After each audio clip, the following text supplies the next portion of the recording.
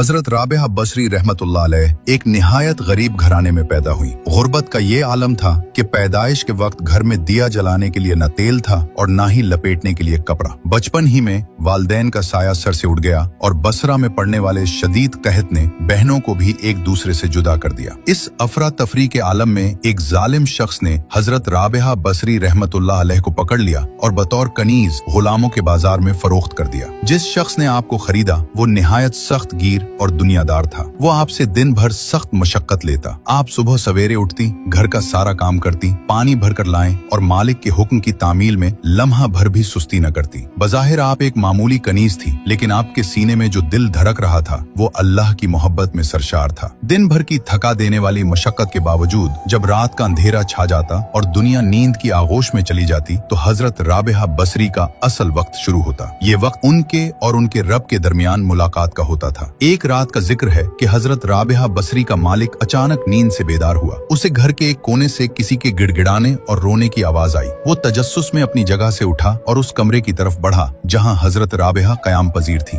दरवाजे की दरार से उसने जो मंजर देखा उसने उसके वजूद को हिला कर रख दिया। उसने देखा कि हजरत राबिहा सजदे में पड़ी हैं, आंखों से आंसुओं की झड़ी लगी है और वो अपने रब से मुनाजात कर रही हैं। इनके अल्फाज कुछ यूं थे, ऐ मेरे परवरदिगार, तू जानता है कि मेरे दिल की आरजू सिर्फ तेरी इताअत है और मेरी आंखों की ठंडक तेरी इबादत में है। अगर मामला मेरे इम्चल में होता तो मैं एक लम्हा भी तेरी याद से गाफिल न होती और रात दिन तेरी ही इबादत करती, लेकिन तूने मुझे अपनी एक मखलूक का महकूम बना दिया है, इसलिए मैं तेरी बारगाह में देर से हाजिर होती हूँ। मालिक की अल्फाज सुन ही रहा था कि उसने एक अजीब करामत देखी। उसने देखा कि एक नूरानी कंदील बगैर किसी जंजीर या सहारे के हवा में मुअल्लक है और उसका नूर हजरत राबिहा के सर पर साया फिगन है। इस नूर ने पूरे कमरे को रोशन कर रखा था, लेकिन ये रोशनी आम चरागों जैसी न थी। इसमें एक रूहानी सुकून और हैबत थी। ये मंजर देखकर मालिक पर कपकपी तारी हो गई। उसे एहसास हुआ कि ये कोई मामूली कनीज नहीं बल्कि अल्लाह की कोई बहुत बरगुजीदा बंदी है। वो डर गया कि अगर उसने अल्लाह की ऐसी वलिया से खिदमत लेना जारी रखा तो कहीं उस पर अल्लाह का अजाब न नाजिल हो जाए। वो सारी रात बेचैन रहा